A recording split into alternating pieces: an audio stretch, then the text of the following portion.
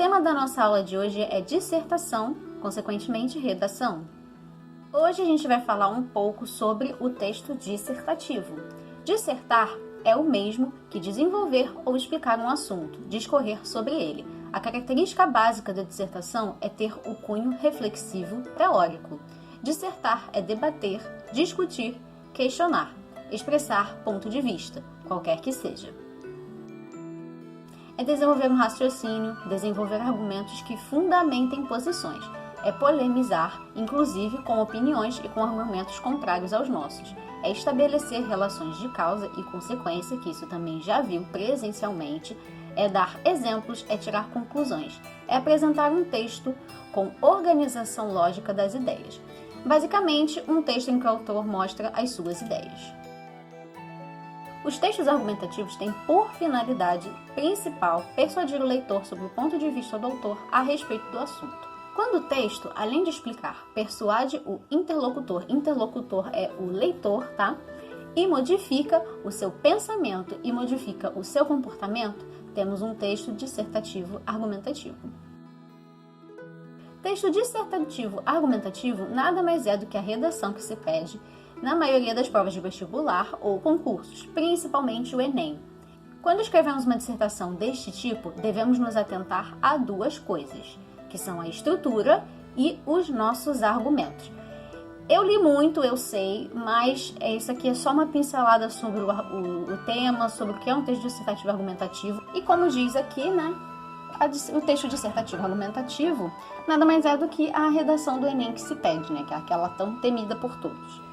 Mas, mesmo com todo esse texto, foi só realmente para pincelar e a gente entender o que é um texto dissertativo, que também foi pincelado lá na aula de tipos e gêneros textuais. Quem não lembrar ou quem não viu, depois pode dar uma olhadinha lá também.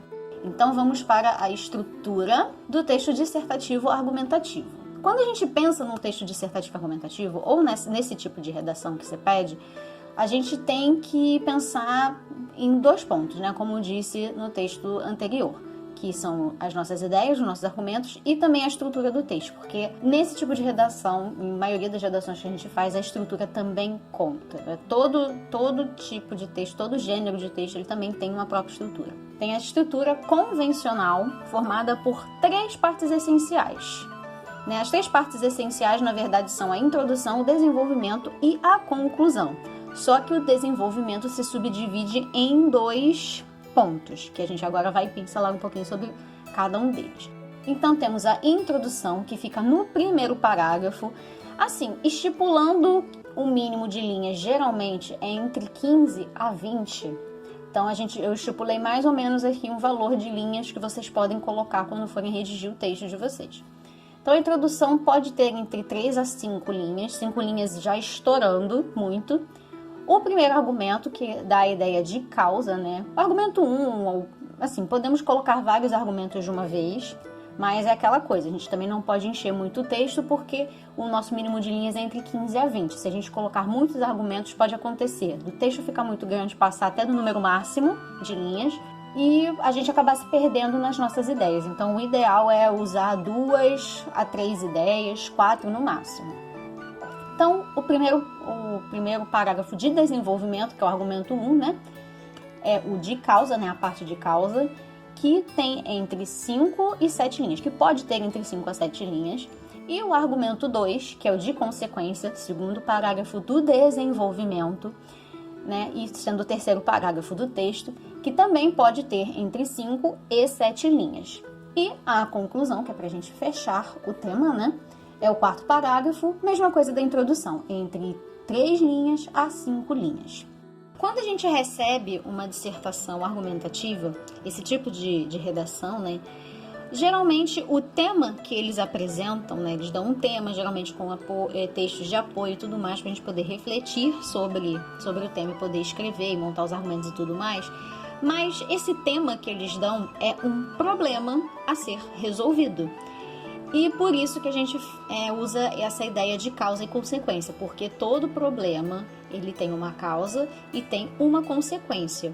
E na conclusão, obviamente, a gente apresenta uma solução para este problema, né? A introdução a gente diz qual o problema que a gente vai falar, A causa e a consequência, a gente vai dizer, obviamente, o que possivelmente pode causar esse problema e as consequências que esse problema traz também, ligando um pouco com as causas também. E a conclusão é a solução deste problema que a gente vai propor. Vamos ver agora um pouquinho mais detalhadamente sobre cada um dos pontos do texto, né? A introdução, desenvolvimento e a conclusão.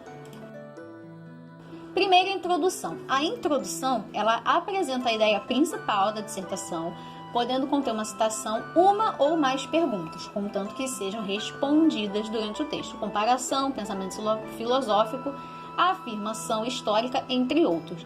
Então, a introdução serve para a gente abrir a nossa ideia. A gente vai dizer sobre o que a gente vai falar. E, dependendo de como o texto vai ficar, a gente pode levantar algumas perguntas nesse ponto, né? Mas por que isso acontece? O que causa isso? Dependendo do tema, né? E responder essas perguntas durante o texto. Lembrando que a introdução, como a gente viu antes na foto anterior, né, no slide anterior, ele tem que ter entre 3 a 5 linhas, é o ideal. E por que a gente fica muito preso na estrutura? Eu não falei, mas a estrutura realmente nesse tipo de texto é muito importante, até porque quem vai avaliar tem que perceber que você também conhece a estrutura do texto, sabe? A escrita, né, ainda mais redação desse tipo, infelizmente a gente tem que seguir uma fórmula, não adianta. Então a fórmula é assim, são esses 3 a 4 parágrafos, começando pelo de introdução. Vamos agora para o desenvolvimento. Desenvolvimento, argumentação e desenvolvimento do tema, no qual o autor dá a sua opinião e tenta persuadir o leitor. Isso aqui que eu falei agora é uma dica importante, sem nunca usar a primeira pessoa, sem nunca se citar no texto, com expressões como eu acho, eu sei, eu acredito. Isso também é um ponto que eu esqueci de falar da dissertação argumentativa. Ela é um tipo de texto impessoal. Então, é até uma outra dica, isso vai estar no material complementar também, mas é sempre quando a gente for escrever, a gente não usa nenhum desses termos, né? Eu sei, eu acho, eu acredito, e também não usar a primeira pessoa do plural, tá? Que é o nós. Até pode-se usar a terceira pessoa do plural ou do singular, mas o ideal é que vocês usem os verbos de forma nominal. Se é que todo mundo lembra o que é isso. Mas isso vão estar nas dicas que eu vou deixar para vocês, tá? E em cada parágrafo pode ser apresentado e desenvolvido um argumento, que é aquela ideia de causa e consequência que eu comentei com vocês antes, estabelecendo entre cada um deles relações de causa e consequência ou de comparação entre as situações, épocas e lugares diferentes. Pode também se apoiar em depoimentos ou citações de pessoas especializadas no assunto abordado, em dados estatísticos, pesquisas e alusões históricas. Geralmente, como eles dão material de apoio para leitura e tudo mais, se a gente quiser citar algum desses materiais de apoio que está lendo o texto, segundo fulano, mais uma coisa importante, se a gente for usar citação de alguém, de uma outra pessoa, lembrem-se de abrir as aspas, igual está ali em cima no eu acho, eu acredito, eu sei. As aspas são aqueles símbolos ali, são aqueles 2 tracinhos em cima. Então, sempre lembrar de abrir as aspas, colocar a citação e fechar as aspas. Ou vocês podem fazer a citação indireta, que é só vocês comentarem o que a pessoa falou. Então, fulaninho disse que... E o desenvolvimento, como dito anteriormente, tem que apresentar entre 5 linhas a 7 linhas, no caso, cada parágrafo. E a conclusão apresenta um resumo do que foi dito durante o texto, do que foi abordado durante o texto, e uma proposta de solução para os problemas que nele foram tratados. Geralmente, ele retoma aquela tese inicial e sintetiza, né, as ideias gerais do texto. Então, a conclusão, como eu tinha falado antes, até desse textinho aqui, a gente tem que apresentar uma proposta de solução para o problema que eles deram para a gente, que foi o tema que eles deram para fazer, né? No caso, o avaliador, ou a prova, ou o Enem, independente do que vocês estejam fazendo. E a conclusão, da mesma forma que a introdução, tem que apresentar também entre 3 a 5 linhas. Tanto a introdução quanto a conclusão, eles são bem rápidos. Então, vocês só vão fechar o texto sem correr muito também, tá? É que assim, também não pode fazer uma introdução de uma linha e uma conclusão de uma linha, também não é assim. Por isso que a gente trabalha com essa ideia de 3 a 5, ok? 3, 5 já é estourando muito, então dá pra fazer entre umas 3 ou 4 é o ideal. E agora, uma dica muito importante que eu separei para vocês, que isso é para um geral, não só para dissertação, mas para escrever qualquer redação.